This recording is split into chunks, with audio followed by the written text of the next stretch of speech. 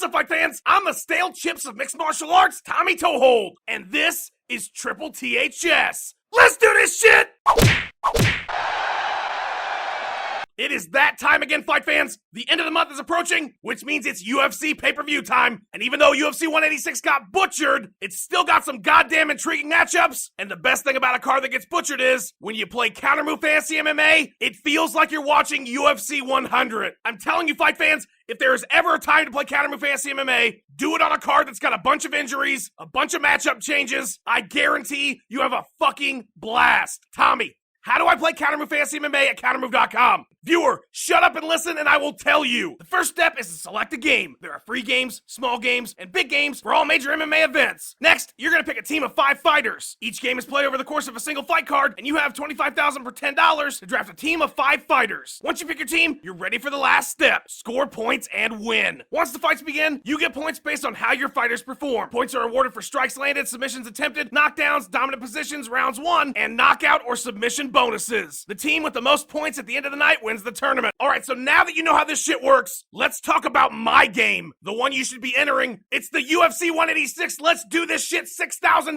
Kountermove game. $25 gets you in. Top prize takes $1,002. Why the 2? Because why the fuck not? 41 spots pay out. It is the best tourney to get in, but if it's not your speed, we've got big tourneys, small tourneys, make your own tourney, free tourneys. Just get in a fucking game. Now, not only am I going to teach you how to play, I'm going to show you who you need to be picking on Saturday night. Let's go to the matchups. Remember, fight fans, we want finishes, and we want them fast. Okay, first up, we've got Ronda Marcos taking on Aisling Daly. Both ladies were on Tough. Marcos does not have a ton of experience, but she has shown that she can handle the top people in the division. 3 of her 4 wins via sub. She had a first-round win on Tough, and all of her pro losses have been decisions. Daly's got a bunch of experience, 8 submission wins, and she won her last fight via first-round sub. How things are in the Tough House compared to how things are on the outside, completely different. I'm looking at Daly to win this one, but I don't think she gets the finish, and I don't think she scores a lot of points here. For that reason, I can't recommend Daly for your Kountermove game. All right, next up, we've got Jessica Rakowski taking on Valerie Letourneau. Rakowski is 1-4. She's been stopped 3 times. She lost her UFC debut in the first round via TKO. The fight that she has won was a first-round knockout. Letourneau's got a lot more experience. She has 4 KO wins. She won her UFC debut via split decision, but she has 3 first-round finishes. I think Letourneau wins, and I think she wins big. At $5,200, she's a little bit pricey,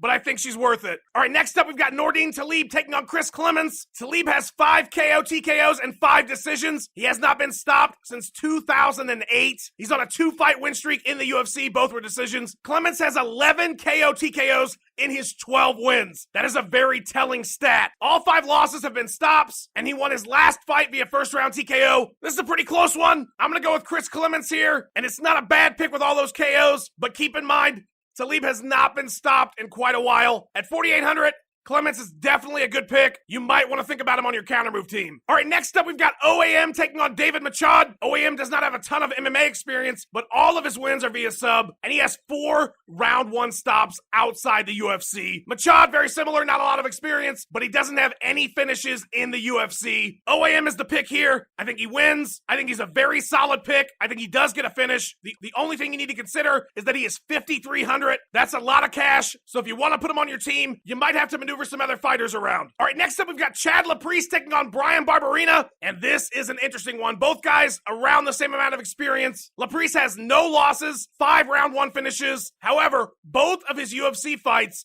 have been decision wins. Barberina has 8 KO TKO wins. He has never been knocked out, and his last 4 wins were finishes. Laprise is 5,500. That is way too much. I think this one's a lot closer than people think, and holy shit, at 4,100, Barberina is a steal. That is my steal, my upset. If you're feeling ballsy, I think Barberina can get you a KO, possibly early, and score you a lot of points for very little cash. Okay, next up, we've got Alexis Davis taking on Sarah Kaufman. Both women, veterans of the sport. They've seen it all. Davis has 7 submission wins, but she's been KO TKO 3 times. Kaufman, 10 KO TKOs in 17 wins. That's impressive. But her last was in 2012. She has been finished twice via sub. I think they cancel each other out. I think it'll be a hell of a fight, but I think it goes 3, and I'm not sure you're going to get a lot of points out of it. I'm going with Kaufman, but again, I would avoid for your counter move game. Okay, next up, we've got Patrick Cote taking on Joe Riggs. This fight is fucking awesome. 2 veterans. Cote has seen everything. He's got 8 KO TKOs and 20 wins, 9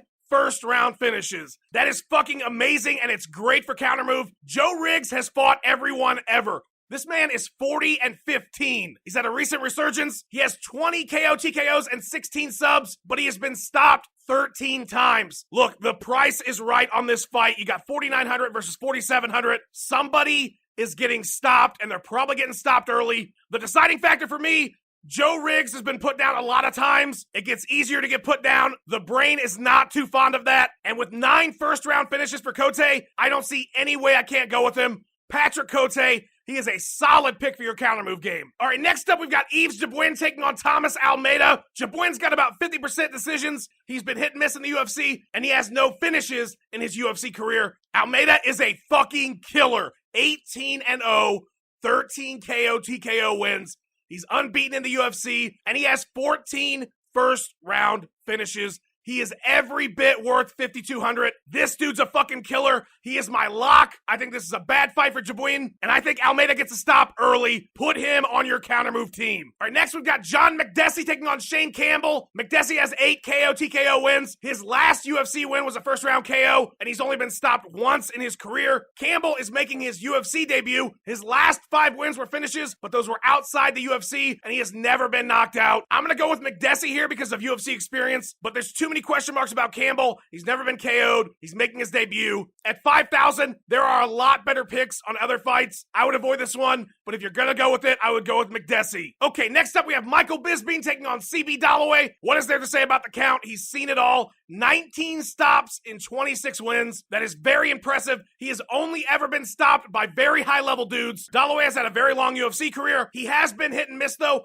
All 4 UFC finishes have been in the first round. It is very hard to go against the count. Michael Bisping does not lose often, and I do not see him losing on Saturday night. He's a very solid pick. At 5,100, it would certainly not be a bad idea to have him on your team. Okay, next up, we've got an awesome matchup. Quinton Jackson taking on Fabio Maldonado. Holy shit. Rampage is back. The dude has fought everywhere. He's fought everybody. 16 KO TKOs and 32 wins. This dude loves to bang. He does not want to wrestle. He does not want to go to the ground. He wants to punch you in the fucking face. 2 of his last 3 outside the UFC were first-round finishes. Fabio Maldonado, a bunch of experience himself. This dude can take a punch. I mean, this motherfucker can take a beating. But he can also give a punch. He's got 13 KOs. He's only been finished twice in the UFC. I think he gets finished his 3rd time on Saturday night. Rampage Jackson loves to bang. Fabio Maldonado loves to bang. Maldonado takes punishment. He takes a lot of it. If you saw his fight with Stipe Miocic, he was undersized. Stipe had a lot of power. He put him down quick. Quinton Jackson is a big 205. He hits like a fucking Mack truck. He's 5,000. Definitely worth the money. I think Quinton Jackson wins, and I think he wins big. And finally, we've got Demetrius Johnson taking on Kyoji Horiguchi. It is the main event. It is a title fight. What can I say about DJ? He is arguably the best fighter in the world right now. This dude cannot be stopped. As a matter of fact, he has never been stopped. 3 of his last 4 wins were finishes. Horiguchi's never been stopped. He's also unbeaten in the UFC. And 4 of his last 6 were finishes. Holy shit, this has got awesome fight written all over it. But come on, you have to pick the champ. He has shown no signs of weaknesses in his title reign. I think DJ wins, and I think he wins big. He'll find a way to get a stop. It's going to be absolute destruction, but he's 5,700. That is a lot. So if you can afford him, he's a solid pick. But man, you're going to have to do a bunch of moving around if you want somebody with 5,700 on that squad. Okay, now that you've seen all the matchups, it's time to make your picks. Pick whoever the fuck you want. But my team is Thomas Almeida, Valerie Letourneau, Rampage Jackson, Patrick Cote, and the upset pick, oh shit, Brian Barberina. With that 4,100, I was able to get some badass fucking people on that squad. That's my team. Once you pick yours, hit the play now button, invite some friends, and from now to fight night, you can change your team as much as as you want. Let's say you're thinking, oh man, this Tommy guy, he's a fucking genius. I'm gonna go with every single pick that guy made. And then you check out my YouTube channel and you see how fucking stupid I am. And you're like, oh shit, I immediately regret this decision. No worries. Go back in, change your team. You can do it all the way up to the start of the fights. Oh, Tommy, this card's been butchered. I don't want to watch it. Shut the fuck up. The matchups are actually a lot of fun, and you know you're going to watch it. You know why you're going to watch it? Because if you're playing Countermove Fantasy MMA, this thing's going to feel like International fucking Fight Week. Get in my Countermove game. Make your own game. Get in Crookland's game. There are so many games for UFC 186 at countermove.com. It is the most fun you can have watching fights. I do not know how many times I have to tell you this, but get your ass in a game. For everybody at countermove.com, I'm Tommy Toehold. I will see you on the leaderboards. I'm fucking serious. I'm getting pretty good at this. I'm on the leaderboards a fucking lot. You should probably start listening to me.